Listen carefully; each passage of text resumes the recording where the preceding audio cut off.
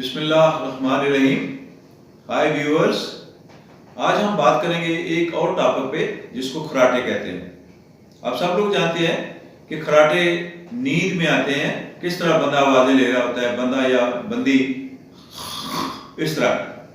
ये खराटे हर घर का तकरीबन मसला है, खासकर मर्दों में ज़्यादा होता है। मर्दों में ये देखने में आया कि खराटे जो है 60% मर्दों में होते हैं, और इसकी आगे एक दूसरी बिगड़ी हुई थोड़ी शक्ल है या स्वीर शक्ल है जिसको हम डिस्कस करेंगे, स्लीप एपनिया, वो 6% लोगों में होते हैं।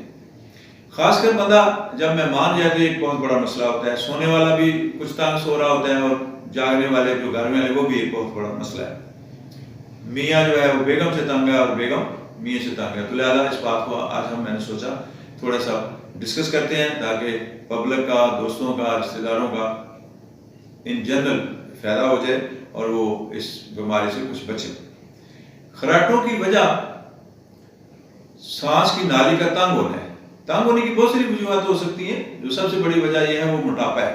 जब बंदे को मोटापा आता है तो सांस की नाली के इर्द गिर्द फैट आ जाती है, चर्बी आ जाती है और उसको स्क्वीज कर लेती है, उसको निचोड़ लेती है। दूसरी वजह लोगों की कुछ आदत हैं, ये सिगरेट नोशी, शराब नोशी या ख्वाब और गोलियों, इससे भी देखने में आया है कि ये लोगों में खराटे पैदा करती हैं।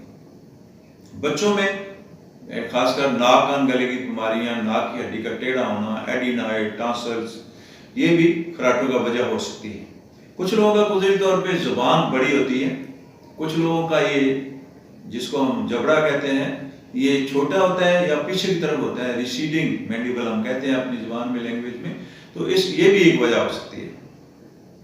नई रिसर्च एक आई है, कैलिफोर्निया के डॉक्टर साहब हैं रिच डक, उनके कहने के मुताबिक विटामिन डी की डेफिशिएंसी भी है। लोग अक्सर आजकल पढ़े लिखे खासकर, बल्कि दूसरे भी सूरज के एक्सपोज नहीं होते, घरों में रहते हैं, ज़्यादा सोते हैं, तो विटामिन डी की कमी होती है। और एनालिसिस भी किया गया कि जिन लोगों में ये खराटे लेते हैं उनमें विटामिन डी की भी कमी होती है। अगर खराटे जिसको हम आम तौर पे इसको मजाक ही समझते हैं और सीरियस नहीं लेते, इसको सीरियस लेना चाहिए। अगर ये कुछ महीने या कुछ साल रहे तो फिर ये इससे अगली स्टेज जो जिसकी मैंने जिक्र किया, स्लीप एपनिया में कन्वर्ट हो सकती है। स्लीप एपनिया ये है कि खराटे लेते लेते से खराटे रुक जाए, सांस रुक जाए। ये 10 मिनट के लिए भी, 10 सेकंड के लिए भी रुक सकता है और 30 सेकंड तक भी रुक सकता है। ये एक सीरियस मामला है। जब सांस रुकेगा तो जिस्म को वो सप्लाई नहीं मिलेगी और इसके बहुत सारे मुज़र नुकसान हैं, या इसकी कॉम्प्लिकेशन कह लें तो वो सबसे बड़ी ये है कि उसका बंदे का ब्लड प्रेशर ज़्यादा हो जाता है, जिसकी वजह से दिल भी बढ़ जाता है, दिल में इरेगुलरिटीज आ जाती हैं, हार्ट अटैक हो जाते हैं, फेफड़ों का भी प्रेशर जो है वो बढ़ जाता है, बंदे में शुगर हो सकती है, बंदे में असासे कमतरी हो सकता है, काला मोतिया हो सकता है, बंदे की इरिटेबिलिटी बंदे को हो जाती है, चिड़चिड़ापन हो जाता है, उसके बिहेवियर कोई अजीब सा होता है, कंसंट्रेशन सही नहीं रहती, हाफजा काम नहीं करता। इसके अलावा सेक्सुअल डिजायर भी कम हो जाती है।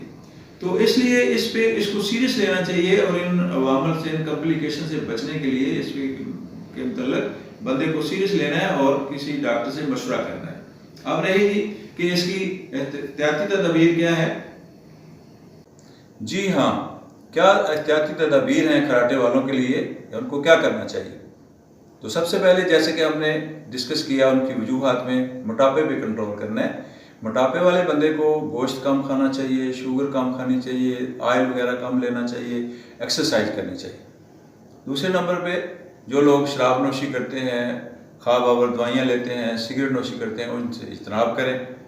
सोते वक्त आप अपने साइड पे सोएं, और आजकल एक पिलो मिलता है जिसका नाम है वेज पिलो। इसको आप नेट पे रिसर्च कर सकते हैं। ये आपको कंफर्टेबल रखता है और आपके जाव को पीछे नहीं आने देता। इसके अलावा ये है कि एक विटामिन डी की अगर कमी आप एनालिसिस करवाए हैं तो वो भी लें, और अगर ये इससे आराम नहीं आता तो अगला फिर स्टेप है CPAP, कंटिन्यूअस पॉजिटिव प्रेशर। ये एक छोटा सा ओरल डिवाइस होता है जो कि मुंह में रखा जाता है, जो कि सोते वक्त जब खराटे आते हैं तो जुबान को पीछे नहीं गिरने देता और उसको मुतवातर रखता है। लेकिन इस डिवाइस का वैसे तो ये यूनिवर्सली एक्सेप्टेड है, WHO का रिकमेंडेड है, फिर भी इसमें भी कुछ नुकसान आते हैं कि 40% लोग इसको पसंद नहीं करते, उनके मुंह में भी वो सोज सी आ जाती है, वो तंग पड़ते हैं, सूट नहीं करता, उनको नींद ही नहीं सही तरह आती। तो उन लोगों के लिए बहुत सारे आगे एडवांसमेंट हैं, आगे आ गई हैं और चीज़ें बन गई हैं। मसलन एक तो ये है कि फ्रीक्वेंसी, रेडियो फ्रीक्वेंसी एब्लेशन, एक शुआओं के जरिए रेडियो फ्रीक्वेंसी शुआएं मुंह के अंदर पहले सुन कर किया जाता है ज़बान के पिछले हिस्से को, फिर वो एक नाली के जरिए डाल के उसको पिघलाया जाता है। पिघलाने के बाद वो जिसको हम कैलकुलेशन कहते हैं, फिर फाइब्रोसिस हो जाता है और फिर ज़बान सुकड़ के वो जो पीछे फाल कर रही थी वो नहीं होती। और एक नई चीज़ लोगों ने ईजाद की है जिसका नाम ऑक्सीजन वेंट है। उसमें ये जो ओरल डिवाइस बनाया है उसके अंदर से भी हवा जा सकती है। तीसरा, कुछ लोगों ने एक डिवाइस बनाया जिसको इंस्पायर थेरेपी कहते हैं। वो ये कि चेस्ट के अंदर एक आला डिवाइस लगा दिया जाता है, एक बैटरी लगा दी जाती है और वो गर्दन के अंदर से जाके ज़ुबान में फिक्स कर दी जाती है सर्जिकली, जो जब बंदा सोता है तो वो स्टिमुलेशन टंग को मिलती रहती है, वो पीछे नहीं जाती। ये जो मैंने CPAP या CPAP कहा, ये आमतौर पे इस्तेमाल करते हैं माइल्ड में और मॉडरेट में, यानी मामूली और दरमियानी जो किस्म की खराटे या स्लीप एपनी है। अगर इससे ज़्यादा तो फिर आपको सर्जरी करवानी पड़ेगी। सर्जरी की मुख्तलिफ किस्में हैं, वो उससे बचने के लिए जो लोग सर्जरी भी नहीं करवाना चाहते या जहाँ नहीं होती और वो लोग अफोर्ड नहीं करते और जो CPAP भी इस्तेमाल नहीं करते, तो उनके लिए कुछ एक्सरसाइजेज है। तो नाज़रीन, खराटे के मरीजों के लिए कुछ एक्सरसाइजेस। सबसे पहले एक्सरसाइज, आप अपने गालों को अच्छी तरह हाथों के साथ रगड़ेंगे। उसके बाद अपने दाएं हाथ की उंगली को, शहादत वाली उंगली को बाएं गाल में खींचेंगे। ये 10 सेकंड के लिए ऐसे आप करते रहेंगे। इसी तरह बाएं हाथ की शहादत वाली उंगली को दाएं गाल में खींचेंगे और ये 10 सेकंड के लिए ऐसे रखेंगे।